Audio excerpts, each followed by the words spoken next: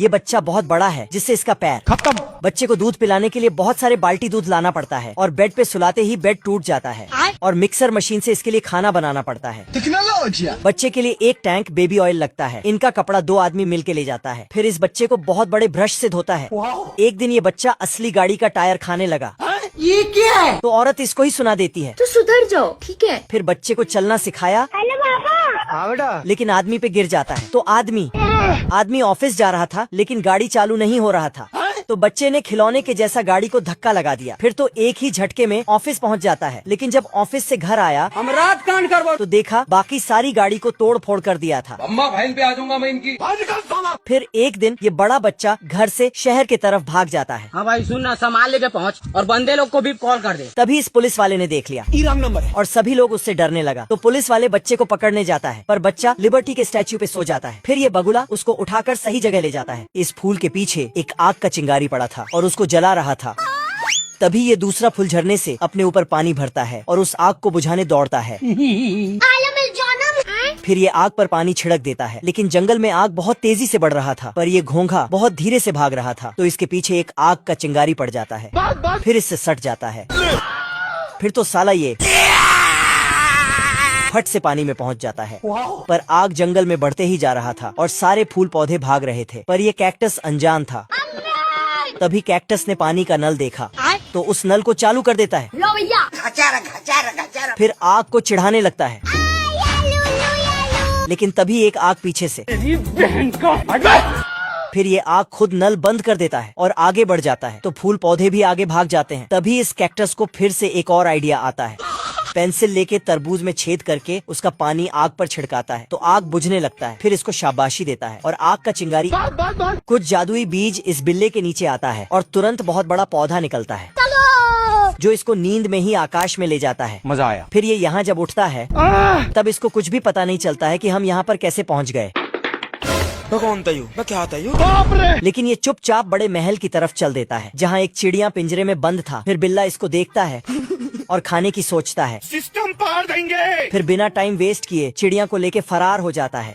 लेकिन तभी यहाँ एक बहुत बड़ा दानव आता है और वो दानव चिड़िया को वापस पिंजरे में डाल देता है। बिल्ला ये सब अपने छोटे आंखों से देख रहा था और फट से चिड़िया को पकड़ने के लिए नीचे उतरता है। लेकिन रास्ते में बहुत बड़ा कुत्ता आ जाता है तो ये दबे पांव निकल लेता है। लेकिन पिंजरे को बहुत ऊपर लटका रखा था तो ये साला मछली पकड़ने का कांटा ले आता है। फिर कांटे के रस्सी को अपने पूंछ में बांधकर ऊपर जाने लगता है। लेकिन रस्सी खुल जाता है तो ये बिल्ला क्या कर सकता हूँ यार।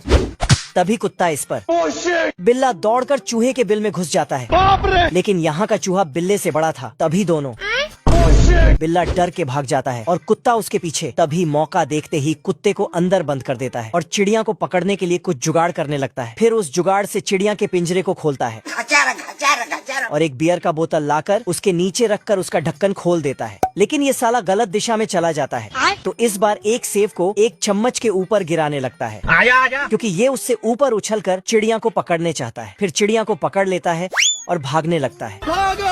लेकिन वो सेब वापस उड़ते हुए बिल्ले पे टपक जाता है। तभी दानव अपने कमरे से निकलता है और बिल्ले के पीछे पड़ जाता है। तो ये बिल्ला अपना जान को किसी तरह बचाकर पौधे से सरकते हुए नीचे भाग जाता है। तो दानव भी इसके पीछे पीछे आने लगता है।